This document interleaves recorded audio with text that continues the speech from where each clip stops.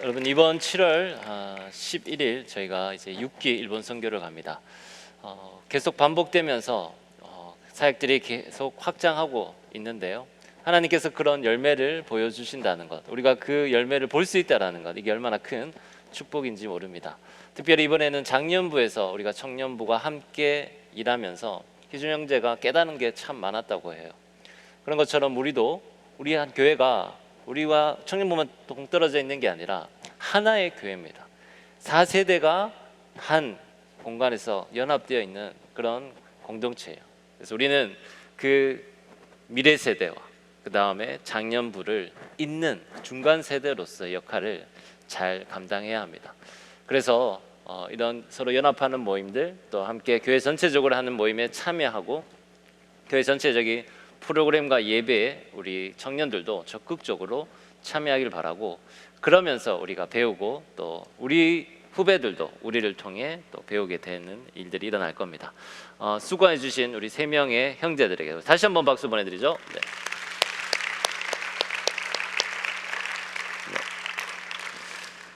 미가 선지자는요, 남유다의 작은 시골 마을 모레셋 출신의 선지자였습니다. 그는 이사야와 같은 시기에 활동했던 선지자였는데요. 이사야는 주로 왕궁에서 이제 예언을 했었어요. 왕궁에 있는 왕들, 또 지도자들, 이런 사람들을 대상으로 하나님의 말씀을 대언했는데, 미가는 왕궁이 아니라 들판에서 하나님의 그 예언들을 소리치던 선지자였습니다. 그가 사역하던 시대는요, 북이스라엘이 멸망하기 직전이었고 남유다도 심각한 그 영적 타락에 빠져 있을 때였어요. 그 속에서 미가는 놀라운 종말론적인 메시지를 선포하는데, 그 메시지가 뭐였냐면, 너희들 심판받을 것이다, 그리고 다시 회복될 거다, 너희들 고난받을 것이다, 그리고 다시 영광으로 올려질 것이다. 이 고난과 심판, 그리고 심판과 회복, 그 다음에 영광, 이 반복이 교차됨을 선포를 했었어요. 그런데 그 미가의 전체적인 이 메시지를 한마디로 표현하자면 바로 여호와의 전에 산이 산들 위에 굳게 설 것이다 라는 거예요. 오늘은 이 말씀이 무슨 의미인지, 이 예언적인 말씀이 지금 오늘을 살고 있는 우리에게 어떤 의미가 되는지를 한번 살펴보려고 합니다. 미가서 4장 1절 말씀은 이렇게 이야기합니다. 끝날에 이르러는 여호와의 전에 산이 산들의 꼭대기에 굳게 서며 작은 산들 위에 뛰어나고 민족들이 그리로 몰려갈 것이라. 이 여호와의 전의 산, 이게 뭐냐면 예루살렘 성전이 있는 산을 말해요. 장차 마지막 날에 또 우리 임하게 될 새 예루살렘 성을 말합니다. 그러니까 미가서에서 말하는 끝날은 뭐냐면 바로 하나님의 통치가 이제 완성되는 시점을 말해요. 그러니까 메시아 예수님이 재림하는 그때를 말합니다. 마지막 때에 여호와의 전의 산이 산들의 꼭대기에 선다라는 것은 세상 모든 권세와 가치 위에 하나님 나라가 드러나고 그 위에 하나님 나라가 세워질 것이다 라는 거예요.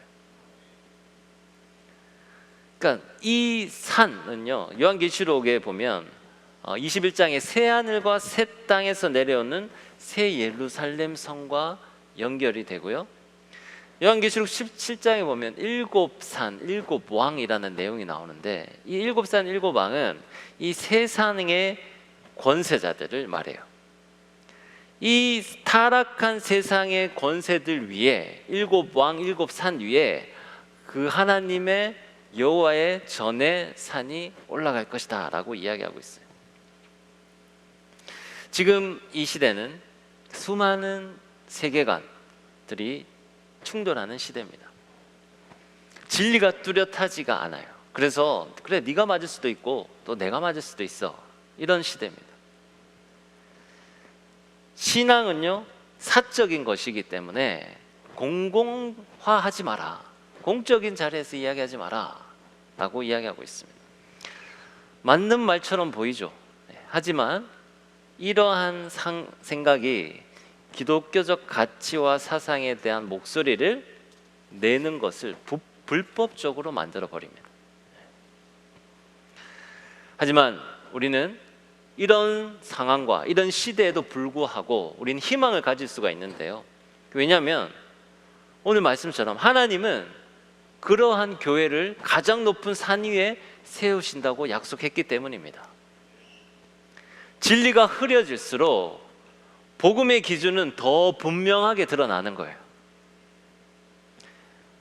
우리가 생각들이 그래 네가 맞고 내가 맞을 수도 있어, 진리가 점점 흐려지고 있을 때 성경이 말하는 진리의 기준은 어떻게 더 명확하게 주어진다라는 거예요.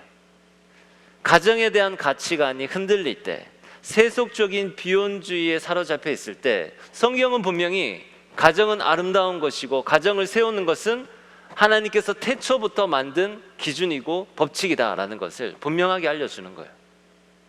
그러니까 진리가 희미하게 될 때 성경의 복음이 더 빛나고 더 뚜렷하게 드러나는 거죠. 그래서 우리의 삶 자체가 이 산 위에 서 있는 교회처럼 그렇게 세상 속에 참된 기준을 보여주는 삶이 되어야 합니다. 미가서 4장 2절 말씀은 이렇게 이야기합니다. 곧 많은 이방 사람들이 가며 이르기를 오라 우리가 여호와의 산에 올라가자, 야곱의 하나님의 전에 이르자. 그가 그의 도를 가지고 우리에게 가르치실 것이니라. 우리가 그의 길로 행하리니 이는 율법이 시온에서부터 나올 것이요 여호와의 말씀이 예루살렘에서부터 나올 것임이라 라고 이야기합니다. 이게 무슨 뜻이냐면 하나님의 통치가 다른 게 아니라 하나님의 말씀을 통해 이루어진다라는 뜻이에요. 이 말씀은 그냥 단순히 우리의 종교적 교리 그런 게 아니라 모든 민족과 문화의 기준이 되는 절대 진리, 그 절대 진리가 바로 하나님의 말씀을 통해 이루어지고 그 이루어지고 통치되는 것이 바로 하나님 나라의 완성이다라는 것을 말하고 있습니다. 예수님이 이 땅 가운데 그 말씀이 육신이 되어 이 땅 가운데 오셨다라고 이야기하잖아요. 그러니까 예수님이 진리예요. 예수님이 이 땅에 빛이고 희망이고 진리였어요. 하지만 예수님 어떻게 되나요? 십자가에 못 박혀 돌아가셨다가 다시 부활 승천하셨어요. 그 다음에 오순절 성령 강림 사건을 통해서 약속하신 성령이 오게 됩니다. 그때 120명의 사람들이 성령 체험을 하고 난 후에 이제 용기를 내어 이 세상 속에 복음을 전하는 증거자로 나가게 됐어요. 그것이 바로 이제 하나님의 나라의 통치가 이 말씀을 통해서 시작이 되어가고 있다라는 거죠. 20세기에 개발되어서 사람들의 삶을 가장 많이 바꾼 제품 1위가 뭘까요?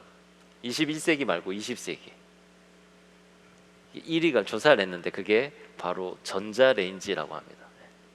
전자레인지를 통해서 사람의 삶에 엄청난 변화가 일어나게 됐다는 거죠. 식습관에. 근데 저는 개인적으로 20세기 발명품 중에 제 삶을 가장 많이 바꾼 거는 내비게이션이라고 생각을 합니다. 왜냐하면 제가 길치거든요. 근데 여러분 길치가 사실 여러분 잘 그 삶에 큰 영향력을 못 받을 수 있겠지만 제 때에는 뭘 하냐면 신방을 하잖아요. 그럼 담임 목사님을 모시고 신방을 가야 돼요. 근데 그때 이제 2000년대는 그 서울에서 사역할 때였기 때문에 서울에 이제 작은 골목골목들을 이 내비게이션 없이 찾아가는 거는 저한테는 너무 큰 어려움이었던 거죠. 그런데 마침 내비게이션이라는 게 발명이 돼서 그걸 보고 따라가니까 길을 잃어버리지 않고 갈 수 있게 됐던 거죠. 그러니까 그때 얼마나 감사했는지 모릅니다. 야, 하나님 이 위대한 발명품을 이 시기에 발명시켜 주셔가지고 제가 이렇게 어려움 겪지 않고 갈 수 있어서 참 감사합니다 라고 생각을 했는데 우리의 영적인 삶에도 내비게이션이 필요합니다. 우리가 어디로 가는 게 맞는지 어디로 가야 하는지 그 길을 알려주는 기준이 필요하다라는 거예요. 영적 방향을 잡아주는 내비게이션, 이게 있어야지 되는데 그게 결국은 뭐냐? 하나님의 말씀이라는 거죠.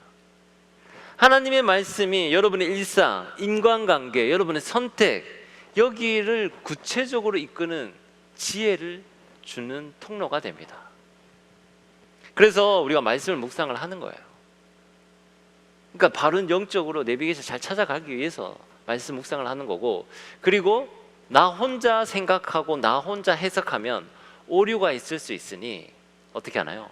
공동체에서 나누는 거예요. 그래서 말씀 묵상과 나눔이 중요합니다. 말씀을 실천적으로 내 삶에 어떻게 적용할 것인가, 이것들을 고민해야 되고, 그런 고민의 장이 바로 우리의 순모임과 나눔의 자리다라고 할 수 있습니다. 미가서 4장 3절은 또 이렇게 이야기합니다. 우리 함께 한번 읽어볼까요? 4장 3절 시작. 그가 많은 민족들 사이의 일을 심판하시며 먼 곳 강한 이방 사람을 판결하시리니 무리가 그 칼을 쳐서 보습을 만들고 창을 쳐서 낫을 만들 것이며 이 나라와 저 나라가 다시는 칼을 들고 서로 치지 아니하며 다시는 전쟁을 연습하지 아니하고. 아멘. 이 세상의 끝에 일어나는 일들이 뭔지를 계속 설명하고 있어요. 근데 그 중에 하나가 바로 전쟁과 폭력이 사라지고 경제와 생명이 회복되는 상태를 이야기하고 있습니다.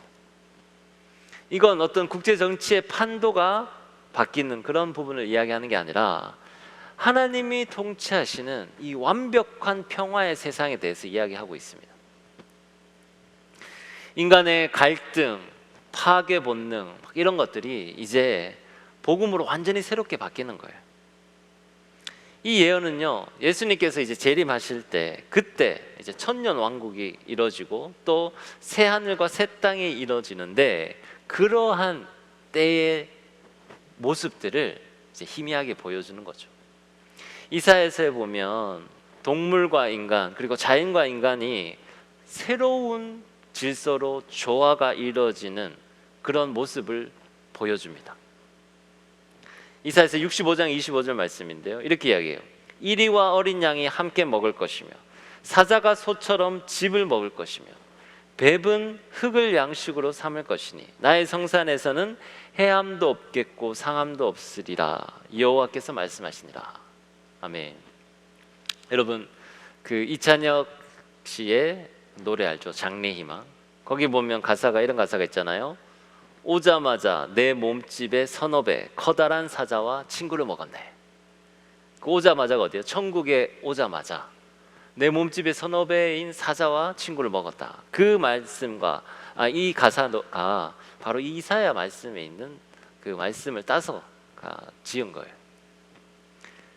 그러니까 여러분이 마지막 날 천국에 갔을 때 새하늘과 새 땅이 이 땅 가운데 왔을 때는 우리가 지금 알고 있는 그 양육강식의 세계 법칙 이것들과 완전히 새롭게 달라지는 새로운 법칙으로 이끌어지는 그런 세상에 살게 된다라는 거예요.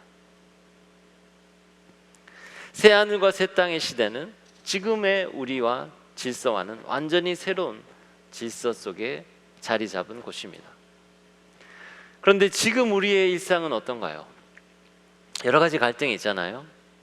서로 경쟁하고 비교하고 또 인간관계에 문제가 생기고 또 스트레스를 받게 되고 또 일하면서 감정 노동을 하게 되고 막 이러한 수많은 이 안 좋은 요소들이 있어요. 그것 때문에 우리의 삶이 힘들어집니다. 엄청난 압박을 받고 있어요. 그런데 예수님이 내 삶의 왕이 되신다면, 하나님 나라가 온전히 내 마음에 임하게 된다면 이 내 마음의 이 내면적인 전쟁과 억압과 그런 갈등들이 평화로 바뀌게 된다라는 것을 이야기하고 있습니다. 여러분 마음에 새하늘과 새 땅이 임하는 거죠. 우리가 마지막 때 천국에서는 새하늘과 새 땅이 완전히 임하고 사자와 친구를 먹는 그런 일들이 일어나는데, 지금 여러분 마음에 주님을 온전히 모시게 되면 그때의 천국을 미리 경험하게 된다라는 거예요. 마음의 천국이 이루어진다라는 겁니다. 혹시 지금 마음 가운데 슬픔과 우울함, 또 여러 가지 복잡한 마음, 관계의 아픔들 때문에 힘들어하고 있는 청년들이 있다면 예수님이 왕이 되신 그 나라를 마음에 모시기 바랍니다. 내 생각과 내 뜻과 내가 이뤄야 될 그 목표가 왕인 그런 나라가 아니라 주님이 왕인 나라, 그 나라를 여러분 마음에 모시기 바래요. 빌립보서 4장 7절 말씀은 이렇게 이야기합니다. 발을 저는 자는 남은 백성이 되게 하며 멀리 쫓겨났던 자들이 강한 나라가 되게 하고 나 여호와가 시온산에서 이제부터 영원까지 그들을 다스리라 하셨나니.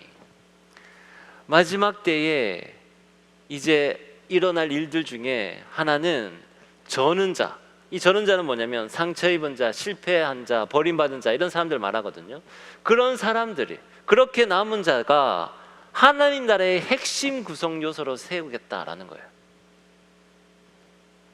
하나님의 역사는요, 강한 자, 모든 능력을 가진 자, 무엇이든지 할 수 있는 사람들로 하나님 나라가 이루어지는 게 아닙니다. 오늘 말한 것처럼 저는 자는 남은 백성이 되고 멀리 쫓겨났던 자들이 강한 사람이 된다라고 이야기하고 있어요. 약하고 부족하고 뭔가 하나 빠진 같은 사람들, 실패한 사람들, 그런 사람들이 마지막에는 남은 자들이 될 수 있다라는 것을 이야기하고 있어요. 왜 그럴까요? 왜 약하고 실패한 사람이 남은 자가 될까요? 약하고 실패해 본 사람이 자신이 죄인이라는 것을 알기 때문이에요. 하나님 앞에서 자기의 잘남을 드러내는 게 아니라 자기의 부족함, 세리가 예수님 앞에 고개를 들지 못하고 숨어 있었던 것처럼 그런 회개의 마음으로 주님 앞에 나아가기 때문이에요. 요한계시록 12장 17절 말씀은 하나님의 계명을 지키며 예수의 증거를 가진 자들이 마지막 환난 속에서도 살아남을 남은 자라고 이야기합니다. 그러니까 종말에는요, 극심한 핍박을 받지만 하나님의 말씀을 붙든 자들이 결국 하나님의 나라를 유업으로 받게 된다라는 거예요. 청년 시절에는요, 실패도 많고 상처도 많이 있습니다. 하지만 하나님은 그 아픔을 회복의 재료로 사용하셔요. 실패한 경험이 여러분에게 새로운 소명이 될 수가 있습니다. 약함이 능력이 되는 자리가 될 수 있다라는 거죠. 여러분의 선배 중에 지금은 이제 가정을 이루러 집사님으로 섬기고 있는데, 그분이 청년회 때 우리 집에서 안 나오는 거 있잖아요. 뭐라고 하나요? 히키코모리라고 하잖아요. 그런 생활을 거의 1년 반 동안 겪었대요. 사람 만나는 게 두렵고 싫은 거죠. 그런데 말씀으로 회복이 되고 또 그때 사귀었던 여자친구의 도움을 받아서 다시 이 세상 속에 나와서 사업을 하면서 사회적 기업가로 활동을 하는데, 자기가 이 히키코모리가 되어봤으니 이 청년 중에 히키코모리 혹은 또 뭐 니트족 이렇게 이야기하잖아요. 그렇게 살고 있는 청년들의 마음을 이해하는 거예요. 그래서 그들이 다시 세상 속에 나올 수 있도록 도와주고 또 지원해주고 또 그런 사람들을 고용하면서 이 기업들이 성장하는 기업이 있습니다. 그 본인의 약함이 어떻게 되나요? 결국 나중에 강함으로 쓰임받게 되는 거죠. 본인이 약했던 경험이 하나님께 새로운 소명의 길로 받게 되는 거죠. 오늘 1, 2, 3부 다 간증이 있었거든요. 남선교회 선교 다녀오셨던 분들이 간증을 했습니다. 1부에 김인호 집사님이라는 분, 최고령 집사님이 간증을 하셨어요. 74살. 그런데 이분의 특기, 이분의 그 업이 뭐냐면 타일 시공이에요. 그래서 뭐 우리 교회뿐만 아니라 저기 빌리지 또 방갈로 거기에 타일은 다 집사님께서 이렇게 수리해 주시고 계십니다. 그분이 근데 작년에 생애 처음으로 선교를 가보신 거예요. 치바야네. 거기서 열심히 타일 작업을 했는데 그 전까지 이분은 선교에 대한 부정적인 생각을 가지고 있었답니다. 아내분과 자녀분이 이제 매년 선교를 가는데, 아니 거기 가면 시간 쓰고 돈 쓰는데 뭘 그렇게 열심히 가냐, 이렇게 이야기할 정도였던 거예요. 나는 여기 남아서 돈을 이렇게 벌고 있는데 너희들은 거기 가서 그냥 아무렇게나 돈을 쓰냐, 이런 마음가짐을 가지고 있었던 거죠. 근데 그랬던 분이 이제 거기 일본에서 타일 시공하는 사람이 필요하다라고 하니 마음이 생긴 거예요. 그래서 자기가 가야 되겠다 해서 갔는데 거기서 일을 하면서 은혜를 받은 거예요. 이번에도 마찬가지, 그 작업을 하면서 하나님께서 주신 은혜를 받고 마지막 간증하면서 울먹이면서 이야기하는 거죠.